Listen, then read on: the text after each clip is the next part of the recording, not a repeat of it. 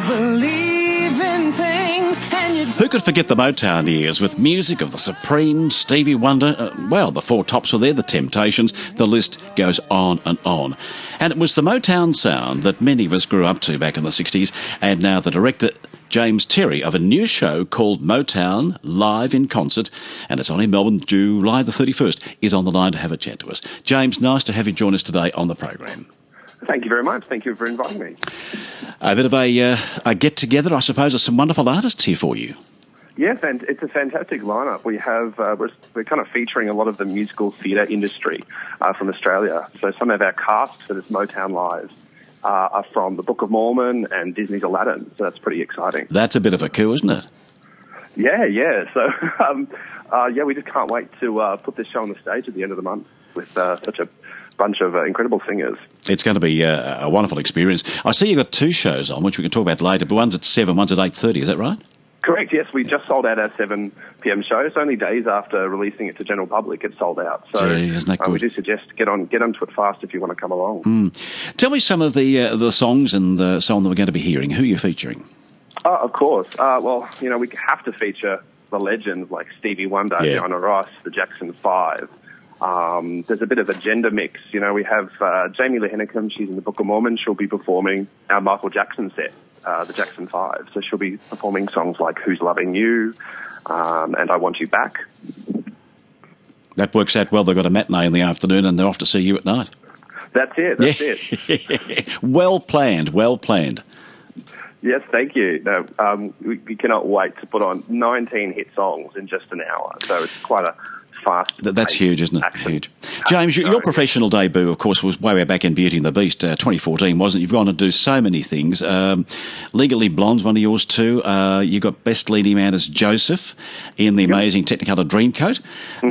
Best Supporting Male in, I think it was Footloose, wasn't it? Yes. Best Dancer in Pippin. Yeah, Pippin would have been a while ago. Pippin was back in 2010. So that's 7 years ago. Back. Just when you were a baby. That's it. I felt like it.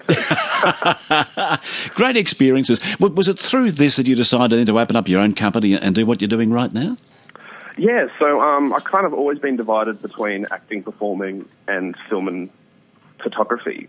So I've been working a lot in the musical theatre industry mostly, capturing some incredible entertainment. And so it's just through this kind of passion of the theatre that I decided to kind of devise my own shows. What about your acting? Let's go back to that now. Did you have physical training in that? No, not necessarily. No, I did a lot of work in community theatre. That's where I kind of got my experience from. And mostly when I studied film and television. But, did you? So just in my spare time, I kind of started to grow this passion for musical theatre and started working with some incredible people in the industry here, who are very inspiring. James, you mentioned their community theatre. I think community theatre is great. It's got a wonderful place of training people. It's a bit like we've got here community radio, and there's certainly a real niche for what you people do. Yeah, it's an incredible performance platform, and it's not saying community theatre is not saying that these people aren't good enough for the professional stage. It's people that take, have their careers and going in a different direction. And they're able to get this performance outlet and perform some amazing top quality productions. It's just an incredible community to be a part of, indeed. Did you find yourself in early years, like at school, being involved in musicals or in theatre or in plays or photography? What were you doing at school? I discovered musical theatre when I was in Year 7. Right. And we did a production of Bye Bye Birdie. Right. I had no idea what the show was. I had no idea what musical theatre was. And it was just a bizarre but extraordinary experience for me, and it all took off from there. And what were you in the ensemble then, were you? In the ensemble, yes. Yeah. It's an absolute blur, that show. It was so long ago. Just lots of, a very cliche high school production, of step tapping in the background. Yeah, but lots of glitz and glamour to it, though. It's a wonderful introduction. Well, what high school was that? I went to East Doncaster Secondary College. Okay, yeah. So it's a public school in East Doncaster, obviously. But they have a quite incredible passion for musical theatre there, so that's definitely helped. Yeah, they're known for their arts program out there. They do. They've been developing it now, and they've got a new theatre, which is very exciting. Yeah, it's really nice, isn't it? Yeah, really, really good. James, after this one, what's coming up for you? Besides Motown, we do an industry night, so a musical theatre industry night. Right. Where it's kind of more a casual environment. It's at a venue called Leigh. People can come in, they can drink, they can eat dinner while they watch the show. And it's people from current productions, such as Book of Mormon or Aladdin or My Fair Lady, and these performers come in and sing one or two numbers with their band. So it's a kind of very intimate performance platform. So, if you can't afford to go see all the shows or to see the big names, you can come to Industry Night, Theatre People's Industry Night, yeah. That's a fantastic idea. Wonderful idea. Yeah, thank you. It's been going for about a year now. Very good.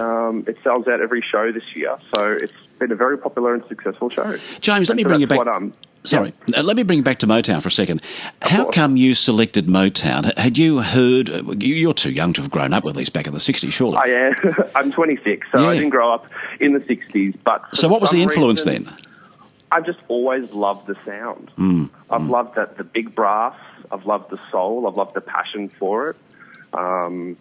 And I don't know, just something about the music always interests me. And so I found an excuse to put a Motown show on. And it's great to celebrate music of the past, I know. I think you nailed it there when you said big brass sounds. And that's very much what it is, isn't it? And, I grew up with these too, and it's just a wonderful, wonderful sound. You couldn't escape it. It was all part of our growing up, part of our lives. Yeah, and I just love listening to the radio. I hardly listen to any of the kind of the modern contemporary channels. I'm always doing flashback segments on radios, listening to all the incredible old hits, which of course inspired music to what it is becoming. So. Well, you're heading down to Chapel Off Chapel with that toe-tapping spectacle. It's all happening on the 31st of July, just about 3 weeks from now. It's at 7 o'clock, that's booked out, and again at 8:30. Now, there is a lockout policy here, I see, so get there early. Once you're in, you're in. And go to the loo beforehand, get your cup of coffee or get your drink. $39, all tickets are $39, a fantastic price, and everybody could afford to come along and enjoy that. 60 minutes, no interval, and you'll enjoy it. James, thank you very, very much for explaining that to us today. I wish you well for the night, and keep in contact, mate. We might be able to do some more with you as time goes on. Appreciate it. Thank you for calling me and having a chat. Well, that's our pleasure. You take care, and all the best for the night. Thank you. Okay, bye-bye to you.